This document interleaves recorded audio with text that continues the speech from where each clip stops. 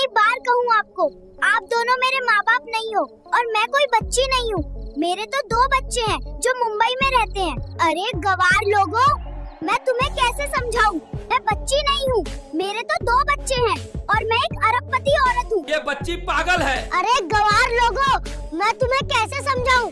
हे भगवान, मैं कहाँ पागलों के बीच फंस गई? डीएम साहिबा, आप ही समझाइए इन गवार लोगों को। मैं तो समझा कर थक गई। मैं कोई बच्ची नहीं हूँ, मेरा पुनर्जन्म हुआ हैगा।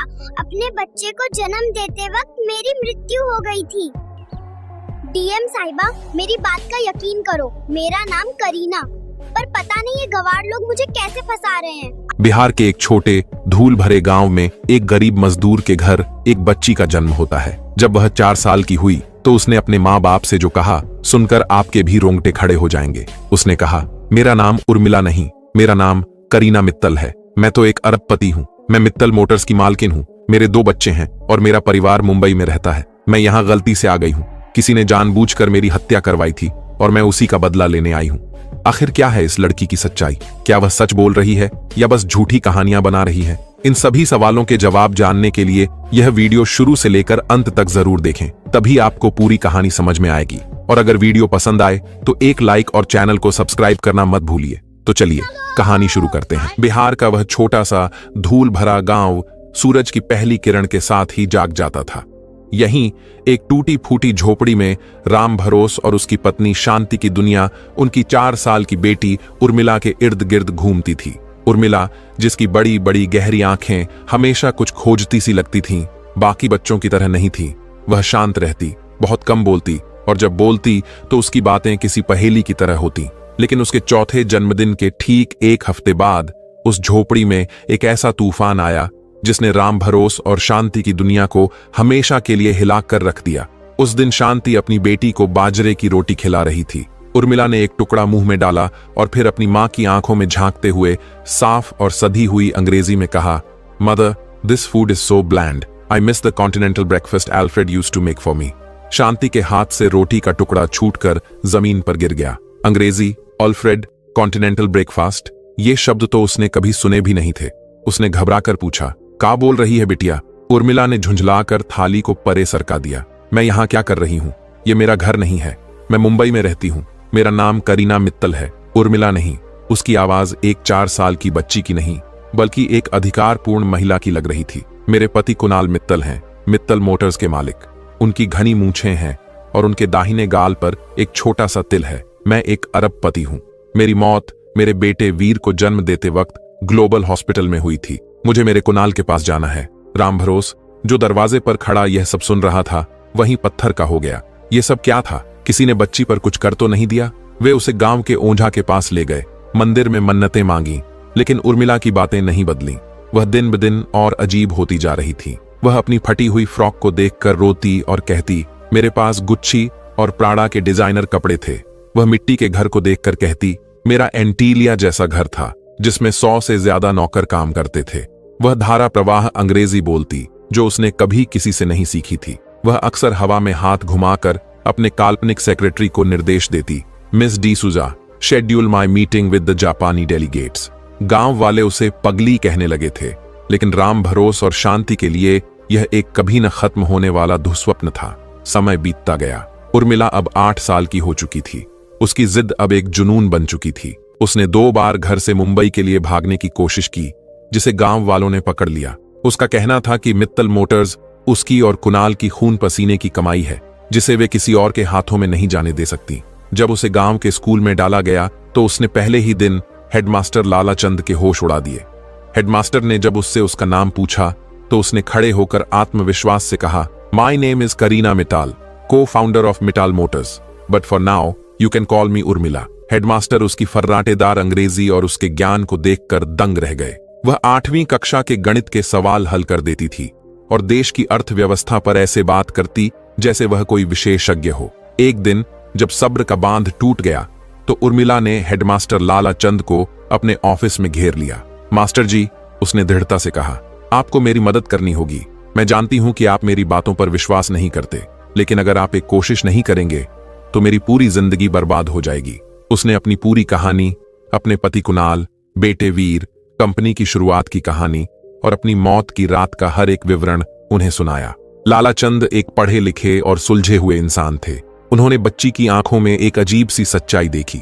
उन्होंने एक फैसला किया। उन्होंने मित्तल मोटर्स मुंबई के पते पर एक चिट्ठी लिखी जिसमें उन्होंने उर्मिला की कही हर बात का जिक्र किया। चिट्ठी भेजते वक्त उन्हें खुद भी यकीन नहीं था कि किसी अरबपति के दफ्तर से इस गुमनाम चिट्ठी का कोई जवाब आएगा। लेकिन कहानी में पहला मोड़ तब आया जब 3 हफ्ते बाद गांव के डाकिया ने कांपते हाथों से लालाचंद को एक सरकारी लिफाफा थमाया। उस पर गृह मंत्रालय, बिहार सरकार की मुहर लगी थी। लालाचंद ने घबराते हुए लिफाफा खोला। अंदर एक पत्र था जिसमें लिखा था कि मित्तल मोटर्स ने उनकी चिट्ठी को गंभीरता से लिया है और इस मामले की संवेदनशीलता को देखते हुए सरकार ने इस केस की जांच के लिए अपनी सबसे तेज तर्रार और काबिल officer district magistrate DM Anjali Singh को नियुक्त किया है। डीएम साहिबा अगले हफ्ते खुद गांव आकर उस बच्ची से मिलेंगी। लालाचंद के माथे पर पसीना आ गया। उन्होंने जो चिंगारी लगाई थी अब वह आग का रूप ले चुकी थी। यह केस अब एक गांव की बच्ची के वहम का नहीं बल्कि एक राष्ट्रीय स्तर की जांच का मामला बन गया था और इस जांच की कमान उस ऑफिसर के हाथ में थी जो रहस्य की परतों को खोलने में माहिर मानी जाती थी। गांव में खबर फैलते ही सन्नाटा पसर गया। अब जो भी सच था वह सामने आने वाला था और इसका अंजाम कुछ भी हो सकता था। डीएम अंजलि सिंह का नाम ही अपराधियों के दिलों में खौफ पैदा करने के लिए काफी था। अपनी पैनी नजरों, तेज दिमाग और किसी भी झूठ को पकड़ लेने की अद्भुत क्षमता के लिए वह पूरे महकमे में जानी जाती थीं। जब उन्हें यह केस सौंपा गया तो पहली नजर में उन्हें यह किसी की शरारत या किसी मानसिक बीमारी का मामला लगा। लेकिन जब उन्होंने मित्तल मोटर्स के सीईओ कुणाल मित्तल के ऑफिस से आए गोपनीय नोट को पढ़ा तो उनकी त्योरियां चढ़ गईं। नोट में लिखा था, बच्ची जिन बातों का जिक्र कर रही है उनमें से कुछ इतनी निजी हैं कि वे केवल मुझे और मेरी स्वर्गीय पत्नी करीना को ही पता थीं। अंजलि सिंह ने अपनी टीम के साथ गांव में प्रवेश किया। 3 जीपों का काफिला जब राम भरोस की झोपड़ी के सामने रुका तो पूरा गांव देखने के लिए उमड़ पड़ा। अंजलि जीप से उतरी। सफेद साड़ी, आंखों पर काला चश्मा और चेहरे पर एक ऐसा आत्मविश्वास जो किसी को भी भयभीत कर दे। झोपड़ी के अंदर शांति और राम भरोस डर से कांप रहे थे। उर्मिला शांत बैठी थी। उसकी आंखों में न कोई डर था न कोई घबराहट। वह तो जैसे इसी दिन का इंतजार कर रही थी। अंजलि ने घर में घुसकर एक नजर चारों तरफ दौड़ाई और फिर उर्मिला के सामने एक स्टूल पर बैठ गईं। उन्होंने अपना चश्मा उतारा। उन्होंने नरम लेकिन सधी हुई आवाज में पूछा, तुम्हारा नाम उर्मिला है? बच्ची ने बिना पलक झपकाए साफ अंग्रेजी में जवाब दिया, मेरा नाम करीना मित्तल है और मैं मानती हूं कि आप यहां मेरी मदद करने के लिए आई हैं, डीएम साहिबा। अंजलि हल्का सा मुस्कुराई। बच्ची की जानकारी और आत्मविश्वास देखने लायक था। ठीक है करीना, अगर तुम करीना हो तो मुझे कुछ सवालों के जवाब दो। तुम और कुणाल पहली बार कहां मिले थे? यह एक ऐसा सवाल था जो अंजलि ने अचानक पूछा था, यह देखने के लिए कि बच्ची कोई घड़ी गढ़ाई कहानी सुना रही है या सच बोल रही है। उर्मिला ने आंखें बंद की जैसे कुछ याद कर रही हो। फिर उसने कहा, हम मुंबई के एक अनाथालय में मिले थे। हम दोनों वहीं पले बड़े। कुणाल मुझसे 2 साल बड़े थे। हम दोनों ने मिलकर एक सपना देखा था, एक ऐसी कार कंपनी बनाने का जो दुनिया पर राज करे। हम दोनों के पास एक भी रुपया नहीं था। अंजलि ने अपने नोटपैड पर कुछ लिखा। यह जानकारी पब्लिक डोमेन में नहीं थी। मित्तल की आधिकारिक बायोग्राफी में लिखा था कि उन्होंने अपनी पढ़ाई लंदन से की थी। यह पहला चौंकाने वाला बिंदु था। कंपनी का नाम मित्तल मोटर्स ही क्यों रखा? मित्तल करीना मोटर्स क्यों नहीं? अंजलि का अगला सवाल एक मनोवैज्ञानिक जाल था। उर्मिला ने तुरंत जवाब दिया, क्योंकि कुणाल हमेशा कहते थे कि मैं इस कंपनी की नींव हूं और नींव कभी दिखाई नहीं देती, वह सिर्फ मजबूती देती है। मित्तल नाम उनका था लेकिन मोटर्स का सपना मेरा था। हमारा एक गुप्त समझौता था। कैसा समझौता? कंपनी के 50% शेयर मेरे नाम पर थे, एक ट्रस्ट के जरिए। यह बात कुणाल, मैं और हमारे वकील मिस्टर आडवाणी के अलावा कोई नहीं जानता था। मेरी मौत के बाद वो शेयर मेरे बेटे वीर के नाम पर ट्रांसफर होने थे जब वह 21 साल का हो जाए। अंजलि के हाथ एक पल के लिए रुक गए। यह $1 अरबों का दावा था। अगर यह सच निकला तो मित्तल मोटर्स के साम्राज्य में भूचाल आ सकता था। तुम कहती हो तुम्हारी मौत बच्चे को जन्म देते वक्त हुई। कौन सा अस्पताल था? डॉक्टर का नाम क्या था? और मौत का सही कारण क्या था? अंजलि ने सवालों की बौछार कर दी।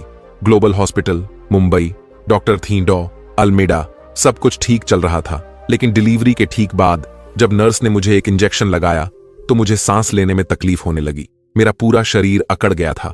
मुझे याद है कि मेरे कानों में सिर्फ एक आवाज गूंज रही थी, कोड ब्लू, कोड ब्लू। मुझे एनाफिलेक्टिक शॉक हुआ था। मुझे पेनिसिलिन से एलर्जी थी और यह बात मेरी फाइल में सबसे ऊपर लाल अक्षरों में लिखी थी। फिर भी मुझे वही इंजेक्शन दिया गया। यह सिर्फ एक मौत नहीं थी, यह एक हत्या का आरोप था। एक 8 साल की बच्ची जो बिहार के एक गांव में बैठी है, मेडिकल लापरवाही या साजिश की इतनी सटीक जानकारी दे रही थी। अंजलि ने आखिरी और सबसे मुश्किल सवाल पूछने का फैसला किया। कुणाल मित्तल यहां आ रहे हैं, वह तुमसे मिलना चाहते हैं। अगर तुम सच में करीना हो तो मुझे कोई एक ऐसी बात बताओ जो सिर्फ तुम और कुणाल जानते हो। कोई कोड वर्ड, कोई वादा, कोई राज। उर्मिला ने एक गहरी सांस ली और डीएम अंजलि के कान के पास झुककर धीरे से कुछ फुसफुसाया। वह शब्द सुनते ही अंजलि सिंह, जो हमेशा अपनी भावनाओं पर काबू रखती थीं, उनकी आंखें आश्चर्य से चौड़ी हो गईं। उन्होंने अविश्वास में उर्मिला की तरफ देखा। बच्ची ने जो कहा था वह कोई सामान्य राज नहीं था, वह एक ऐसा शब्द था जो कुणाल मित्तल के अतीत के सबसे काले अध्याय से जुड़ा हो सकता था। ठीक उसी समय बाहर गाड़ियों का एक और बड़ा काफिला आकर रुका। इस बार काली मर्सिडीज और रेंज रोवर्स थीं। दरवाजा खुला और उसमें से एक लंबा रौबदार आदमी उतरा। घनी मूंछें, चेहरे पर वही तिल और आंखों में एक असीम दर्द और संदेह लिए हुए। कुणाल मित्तल अपनी सच्चाई का सामना करने के लिए उस धूल भरी दहलीज पर आ चुके थे। माहौल में एक अजीब सी खामोशी और तनाव घुल गया था। असली परीक्षा अब शुरू होने वाली थी। कुणाल मित्तल जब घर के अंदर दाखिल हुए तो समय जैसे थम गया। अरबों डॉलर का साम्राज्य चलाने वाला वह आदमी, जिसके एक इशारे पर बाजार गिरते और उठते थे, आज एक 8 साल की बच्ची के सामने निहत्था खड़ा था। उर्मिला ने जैसे ही कुणाल को देखा, वह अपनी जगह से उठी। उसकी आंखों में आंसू भर आए, लेकिन वह रोई नहीं। उसने आगे बढ़कर कुणाल के पैर छुए, ठीक वैसे ही जैसे एक पारंपरिक भारतीय पत्नी अपने पति का अभिवादन करती है। आप देर से आए, उसने सिसकी भरी आवाज में कहा। मैंने आपका बहुत इंतजार किया। कुणाल पत्थर की मूर्ति बने खड़े रहे। उनके साथ आए सुरक्षा गार्ड, वकील और उनकी दूसरी पत्नी सोनिया, जो एक मशहूर मॉडल थीं, इस दृश्य को अविश्वास से देख रहे थे। सोनिया के चेहरे पर घृणा और उपहास का भाव साफ दिख रहा था। डीएम अंजलि सिंह ने माहौल को नियंत्रित किया। मिस्टर मित्तल, यह उर्मिला है। यह दावा करती है कि यह आपकी स्वर्गीय पत्नी करीना है। कुणाल ने झुकी नजरों से बच्ची को देखा। यह असंभव है। करीना को गए हुए 9 साल हो गए। उसकी आवाज में दर्द था, लेकिन विश्वास नहीं। अंजलि ने कहा, यह बच्ची आपके और करीना के बीच की कुछ बेहद निजी बातें जानती है मिस्टर मित्तल। इसने आपके अनाथालय में मिलने से लेकर कंपनी के गुप्त शेयर होल्डिंग पैटर्न तक सब कुछ बताया है। सोनिया बीच में बोल पड़ी, यह बकवास है। जरूर किसी ने इस बच्ची को सिखा पढ़ाकर भेजा है ताकि यह मित्तल परिवार की दौलत हड़प सके। उर्मिला ने सोनिया की तरफ एक तीखी नजर से देखा। तुम्हारी हिम्मत कैसे हुई? जब मैं और कुणाल सड़कों पर सोकर अपनी कंपनी के सपने बुन रहे थे, तब तुम कहां थीं? तुम इस साम्राज्य की सिर्फ वारिस हो, इसकी निर्माता नहीं। उसकी आवाज में इतना अधिकार था कि सोनिया एक पल के लिए सहम गई। कुणाल ने हाथ उठाकर सोनिया को चुप कराया। उसने उर्मिला से कहा, अगर तुम करीना हो तो मुझे वह चाबी दो। यह एक अप्रत्याशित सवाल था। अंजलि सिंह भी चौंक गईं। कैसी चाबी मिस्टर मित्तल? कुणाल ने उर्मिला की आंखों में सीधे झांकते हुए कहा, हमारे सपनों की चाबी। वह कोड जिसे हमने अपनी पहली वर्कशॉप के दरवाजे पर खुरच कर लिखा था। वह कोड जो हमारी हर सफलता का पासवर्ड बना। वह कोड जो सिर्फ मैं और करीना जानते थे। पूरे घर में सन्नाटा छा गया। यह अंतिम परीक्षा थी। अगर बच्ची यह नहीं बता पाई तो यह खेल यहीं खत्म हो जाता। उर्मिला मुस्कुराई, एक ऐसी मुस्कान जिसमें दर्द और यादें छिपी थीं। उसने अपनी छोटी सी उंगली से हवा में कुछ अक्षर बनाए। के 2 के एक साथ कुणाल मित्तल के पैरों के नीचे से जमीन खिसक गई। उनकी आंखों से आंसू बह निकले। के 2 के एक साथ कुणाल से करीना तक 17, हमारी पहली मुलाकात की तारीख। यह सिर्फ एक कोड नहीं था, यह उनकी पूरी जिंदगी का सार था। वह वहीं जमीन पर बैठ गए और एक बच्चे की तरह रोने लगे। लेकिन कहानी में असली मोड़ अब आना बाकी था। डीएम अंजलि सिंह ने माहौल को थोड़ा शांत होने दिया। फिर अपना त्रुप का पत्ता चला। उन्होंने कुणाल की तरफ मुड़कर कहा, मिस्टर मित्तल, इस बच्ची ने मुझे एक और बात बताई है। इसने मुझे ऑपरेशन फोनिक्स के बारे में बताया है। ऑपरेशन फोनिक्स का नाम सुनते ही कुणाल मित्तल का रोना बंद हो गया। उनके चेहरे का रंग उड़ गया। उनके वकील ने तुरंत आपत्ति जताई। मैडम, आप इस तरह मेरे क्लाइंट से। अंजलि ने उसे हाथ के इशारे से रोक दिया। यह बच्ची दावा करती है कि मित्तल मोटर्स की शुरुआती फंडिंग ऑपरेशन फोनिक्स से हुई थी। यह भी दावा करती है कि यह एक गैर कानूनी हवाला ट्रांजैक्शन था, जिसे दुबई के एक डॉन अल जब्बार के साथ किया गया था। और सबसे बड़ी बात, यह दावा करती है कि इस सौदे का एकमात्र सबूत एक लाल डायरी करीना मित्तल ने कहीं छिपा दी थी। अब घर में मौजूद हर व्यक्ति स्तब्ध था। यह पुनर्जन्म की कहानी से कहीं आगे निकलकर एक बहुत बड़े कॉरपोरेट और अंडरवर्ल्ड अपराध का मामला बन चुका था। कुणाल मित्तल, जो अब तक एक पीड़ित पति लग रहे थे, अब एक संदिग्ध के कटघरे में खड़े थे। उर्मिला ने आगे बढ़कर कहा, वह डायरी मैंने अपने बेडरूम में हमारी शादी की तस्वीर के पीछे बनी तिजोरी में रखी थी। उस तिजोरी का पासवर्ड है वीर, हमारे बेटे का नाम। सोनिया चिल्लाई, यह झूठ है, उस कमरे में कोई तिजोरी नहीं है। मैं पिछले 7 सालों से उस कमरे में रह रही हूं। अंजलि सिंह ने कुणाल की आंखों में देखा। मिस्टर मित्तल, क्या आपके बेडरूम में तस्वीर के पीछे कोई तिजोरी है? कुणाल का चेहरा पसीने से भीग गया था। उन्होंने न में सिर हिलाया, लेकिन उनकी आंखें उनका साथ नहीं दे रही थीं। अंजलि सिंह ने उठते हुए कहा, ठीक है, तो फिर अब यह जांच बिहार के इस छोटे से गांव से निकलकर मुंबई के आपके आलीशान महल तक जाएगी। मेरी टीम कल मुंबई पहुंचेगी। हम उस दीवार को तोड़कर भी देखेंगे, अगर जरूरत पड़ी तो। यह एक सीधी चुनौती थी। अंजलि सिंह ने मित्तल को कोई मौका नहीं दिया।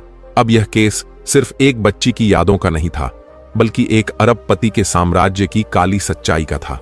और उस सच्चाई का ताला खोलने की चाबी, यानी वह लाल डायरी, मुंबई के मित्तल मैंशन में कहीं बंद थी, या शायद नहीं। हो सकता है कि यह भी बच्ची की कल्पना का एक और हिस्सा हो। लेकिन एक बात तय थी, इस खेल में अब कई बड़े खिलाड़ी शामिल हो चुके थे, और किसी को नहीं पता था कि मुंबई पहुंचने पर उन्हें एक छिपी हुई तिजोरी मिलेगी या एक बहुत बड़ा धोखा। अगले दिन मुंबई का आसमान भी जैसे किसी बड़े तूफान की आशंका में घिरा हुआ था। डीएम अंजलि सिंह अपनी टीम के साथ मित्तल मैंशन के बाहर खड़ी थीं, जो किसी महल से कम नहीं था। अंदर कुणाल मित्तल, उनकी पत्नी सोनिया और वकीलों की एक पूरी फौज मौजूद थी। माहौल में तनाव इतना था कि उसे चाकू से काटा जा सकता था।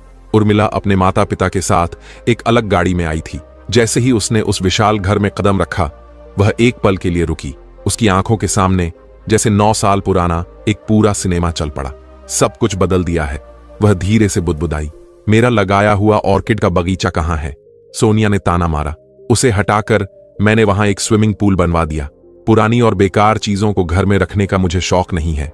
उर्मिला ने उसे नजरअंदाज किया और सीधे उस कमरे की तरफ चल पड़ी जिसे वह अपना बेडरूम बता रही थी। वह घर के कोने कोने से ऐसे वाकिफ थी जैसे कल ही यहां से गई हो। वह बिना किसी से पूछे सीधे उस कमरे में पहुंची। कमरा बेहद आलीशान था, लेकिन उसकी सजावट मॉडर्न और बेजान लग रही थी। दीवार पर कुणाल और सोनिया की एक बड़ी सी तस्वीर लगी थी। यह नहीं, उर्मिला ने कहा, यहां मेरी और कुणाल की तस्वीर थी, हमारी शादी की। अंजलि ने कुणाल की ओर देखा। कुणाल ने स्वीकारोक्ति में सिर झुका लिया। इसी तस्वीर के पीछे उर्मिला ने दीवार पर एक खास जगह पर हाथ रखते हुए कहा। फोरेंसिक टीम ने आधुनिक उपकरणों से दीवार की जांच की। कुछ ही मिनटों में उनके स्कैनर ने एक बीप की आवाज दी। दीवार के प्लास्टर के नीचे ठीक उसी जगह पर धातु का एक चौकोर ढांचा मौजूद था। सोनिया का चेहरा सफेद पड़ गया। कुणाल की सांसें तेज हो गईं। कारीगरों को बुलाया गया और सावधानी से प्लास्टर हटाया गया। कुछ ही देर में एक अत्याधुनिक डिजिटल तिजोरी सामने थी। पूरा कमरा स्तब्ध था। एक ऐसी तिजोरी जिसके बारे में घर की मौजूदा मालकिन को भी पता नहीं था। अंजलि ने उर्मिला की ओर देखते हुए कहा, इसका पासवर्ड। उर्मिला आगे बढ़ी और कांपते हाथों से कीपैड पर टाइप किया, VEEER। एक क्लिक की आवाज के साथ तिजोरी का दरवाजा खुल गया। अंदर मखमल पर रखी सिर्फ एक चीज थी, एक लाल रंग की पुरानी डायरी। जैसे ही अंजलि सिंह ने उस डायरी को उठाने के लिए हाथ बढ़ाया, कहानी में एक और भयावह मोड़ आ गया। कुणाल मित्तल ने अचानक अपनी जेब से एक छोटी सी पिस्तौल निकाली और अंजलि की कनपटी पर लगा दी। कोई अपनी जगह से नहीं हिलेगा, वह चिल्लाया। यह डायरी कहीं नहीं जाएगी। कमरे में हाहाकार मच गया। सुरक्षा गार्ड हरकत में आते उससे पहले ही कुणाल अंजलि को घसीटते हुए पीछे हटने लगा। मैंने यह सब खत्म कर दिया था। तुम सबने मिलकर मेरे अतीत को फिर से क्यों खोद निकाला? उसका चेहरा पागलपन और डर से विकृत हो रहा था। कुणाल, यह तुम क्या कर रहे हो? उर्मिला ने चीख कर कहा। तुम एक पुलिस ऑफिसर को बंधक नहीं बना सकते। चुप रहो, कुणाल गरजा। तुम करीना नहीं हो, तुम कोई बहुरूपिया हो जिसे मेरे दुश्मनों ने भेजा है। करीना मर चुकी है और उसका राज भी उसी के साथ दफन हो चुका है। अंजलि सिंह मौत के मुंह में होते हुए भी शांत थीं। उन्होंने कहा, राज कभी दफन नहीं होते मित्तल, और तुम्हारी यह हरकत साबित कर रही है कि इस डायरी में कुछ तो ऐसा है जिसके लिए तुम किसी की जान भी ले सकते हो। क्या यही वजह थी कि करीना को भी मरना पड़ा? यह सवाल तीर की तरह कुणाल को लगा। मैंने करीना को नहीं मारा, वह एक हादसा था। अंजलि ने तो फिर तुम डर क्यों रहे हो, पूछा। ठीक इसी समय सोनिया, जो अब तक कोने में डरी सहमी खड़ी थी, अचानक से हंसने लगी। एक अजीब डरावनी हंसी। सबने उसकी तरफ देखा। हादसा? वह बोली। नहीं, वह हादसा नहीं था, वह एक जरूरी कदम था। उसने अपने पर्स से एक छोटा सा सिरिंज निकाला। हां, मैंने दिया था उसे पेनिसिलिन का इंजेक्शन। वह उस लाल डायरी के दम पर कुणाल को ब्लैकमेल कर रही थी। वह इस पूरे साम्राज्य को दान करना चाहती थी। कहती थी कि यह पाप की कमाई है। मैंने और कुणाल ने मिलकर यह सब बनाया है और मैं किसी मरी हुई आत्मा को इसे बर्बाद नहीं करने दे सकती। यह एक चौंकाने वाला कबूलनामा था। हत्यारा कोई बाहरी नहीं, बल्कि घर का ही सदस्य था। कुणाल ने अविश्वास में सोनिया की तरफ देखा। तुमने यह क्या कह दिया? सच कह दिया जान। अब इन सबको भी हमेशा के लिए चुप कराना होगा। सोनिया ने वह सिरिंज अपनी कलाई में लगाने की कोशिश की, शायद आत्महत्या करने के लिए, लेकिन तभी एक गोली चली। गोली सोनिया के हाथ पर लगी और सिरिंज दूर जा गिरी। गोली चलाने वाला कोई और नहीं, बल्कि अंजलि सिंह का डिप्टी था, जो चुपके से कमरे में अपनी पोजीशन ले चुका था। कुणाल का ध्यान एक पल के लिए भटका और यही अंजलि के लिए काफी था। उन्होंने कुणाल की पकड़ से खुद को छुड़ाया और उसे जमीन पर गिरा दिया। कुछ ही सेकंड में कुणाल और सोनिया दोनों पुलिस की गिरफ्त में थे। केस सुलझ चुका था। हत्यारा पकड़ा गया था। पुनर्जन्म की कहानी ने एक बड़े अपराध का पर्दाफाश कर दिया था, लेकिन एक सवाल अभी भी बाकी था। अंजलि सिंह ने वह लाल डायरी उठाई और उसे खोला। पहले पन्ने पर जो लिखा था उसे पढ़कर उनके भी होश उड़ गए। डायरी में लिखा था, मेरा नाम करीना मित्तल है और मैं जानती हूं कि मेरी मौत होने वाली है, लेकिन यह कहानी सिर्फ मेरी या कुणाल की नहीं है। यह ऑपरेशन फोनिक्स से भी बड़ी एक साजिश का हिस्सा है। इस खेल में असली खिलाड़ी कोई और है। कुणाल तो सिर्फ एक मोहरा है, असली मास्टरमाइंड तो। और उसके बाद के पन्ने फटे हुए थे। कहानी खत्म नहीं हुई थी। यह तो बस शुरुआत थी। एक बड़े रहस्य का सिर्फ एक छोटा सा हिस्सा सामने आया था। असली मास्टरमाइंड अभी भी बाहर था और शायद वह सब कुछ देख रहा था। उर्मिला ने सिर्फ एक पर्दा उठाया था, लेकिन उसके पीछे अभी कई और पर्दे छिपे हुए थे। डायरी के फटे हुए पन्ने एक अनसुलझी पहेली छोड़ गए थे। कुणाल मित्तल और सोनिया सलाखों के पीछे थे, लेकिन डीएम अंजलि सिंह जानती थीं कि असली खिलाड़ी अभी भी आजाद है। कुणाल ने पूछताछ में कबूल किया कि ऑपरेशन फोनिक्स के पीछे एक बहुत बड़ा सिंडिकेट है, जिसका सरगना एक रहस्यमयी व्यक्ति है जिसे वे सिर्फ गुरुजी के नाम से जानते हैं। यही गुरुजी देश के कई बड़े उद्योगपतियों को गैर कानूनी फंडिंग मुहैया कराता था और बदले में उनकी कंपनियों पर नियंत्रण रखता था। करीना को इस सिंडिकेट के बारे में पता चल गया था और वह इसे बेनकाब करने वाली थी, इसीलिए उसे रास्ते से हटा दिया गया। यह केस अब सिर्फ एक पुनर्जन्म या हत्या का नहीं, बल्कि राष्ट्रीय सुरक्षा का मामला बन चुका था। अंजलि सिंह को इस केस से हटाकर इसे सीबीआई को सौंप दिया गया, लेकिन अंजलि इस कहानी को अधूरा नहीं छोड़ सकती थीं, खासकर उर्मिला के लिए। इस पूरे घटनाक्रम का उर्मिला पर गहरा असर पड़ा। वह अब शांत और गुमसुम रहने लगी थी। एक तरफ करीना की यादें थीं, धोखा, हत्या और एक अधूरा मिशन। दूसरी तरफ उर्मिला की जिंदगी थी, उसके गरीब माँ बाप का प्यार और एक मासूम बचपन जो कहीं खो गया था। वह दो दुनियाओं, दो पहचानों के बीच फंसी हुई थी। एक दिन अंजलि सिंह बिना अपनी वर्दी के एक आम इंसान की तरह उससे मिलने गांव आई। वह उर्मिला को पास की नदी के किनारे ले गई। अंजलि ने पूछा, क्या तुम अब भी मुंबई वापस जाना चाहती हो? उर्मिला ने कुछ देर शांत पानी को देखा और फिर कहा, करीना जाना चाहती है, लेकिन उर्मिला नहीं। करीना का बदला पूरा हो गया, उसका सच सामने आ गया, लेकिन अब उसे शांति चाहिए। उसने अपनी जेब से एक मुड़ा हुआ कागज निकाला। यह डायरी का आखिरी फटा हुआ पन्ना है। यह तिजोरी में डायरी के नीचे फंसा रह गया था। मैंने इसे तब उठा लिया था जब सब लोग अफरा तफरी में थे। अंजलि ने कांपते हाथों से कागज लिया। उस पर गुरुजी का असली नाम लिखा था। वह नाम पढ़कर अंजलि सन्न रह गई। वह देश का एक बहुत बड़ा और सम्मानित राजनेता था, जिसकी पहुंच सत्ता के उच्चतम गलियारों तक थी। अब अंजलि समझ गई कि इस केस को सीबीआई को क्यों सौंपा गया था, ताकि इसे हमेशा के लिए दफनाया जा सके। अंजलि ने पूछा, तुम यह मुझे क्यों दे रही हो? क्योंकि करीना का काम खत्म हो गया है, पर डीएम अंजलि सिंह का नहीं। उर्मिला ने एक परिपक्व मुस्कान के साथ कहा, अब यह आपकी लड़ाई है। उस एक पल में अंजलि को उस 8 साल की बच्ची में एक असाधारण आत्मा दिखाई दी। उसने वह कागज अपनी जेब में रख लिया। मैं वादा करती हूं, यह लड़ाई अपने अंजाम तक पहुंचेगी। मित्तल मोटर्स के साम्राज्य का भविष्य अधर में था। कोर्ट के आदेश पर करीना के 50% शेयर, जिनकी कीमत खरबों में थी, एक ट्रस्ट में डाल दिए गए, जिसकी एकमात्र वारिस उर्मिला थी, लेकिन वह उस संपत्ति को अपने 21वें जन्मदिन पर ही छू सकती थी। कुछ महीने बीत गए। गांव में सब कुछ धीरे धीरे सामान्य हो रहा था। उर्मिला ने अब अंग्रेजी बोलना और बड़ी बड़ी बातें करना लगभग बंद कर दिया था।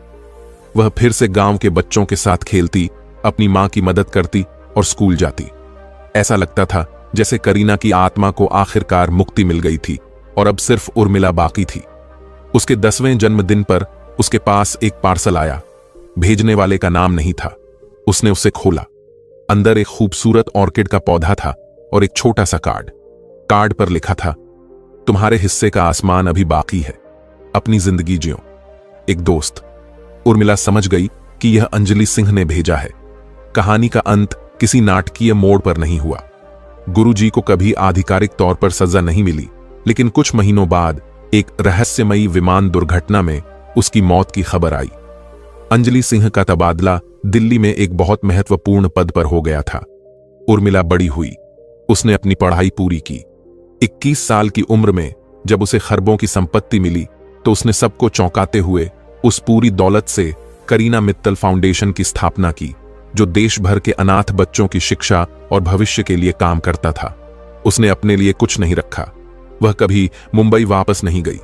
उसने अपने असली माँ बाप राम भरोस और शांति के साथ गांव में ही एक साधारण लेकिन खुशहाल जिंदगी बिताने का फैसला किया।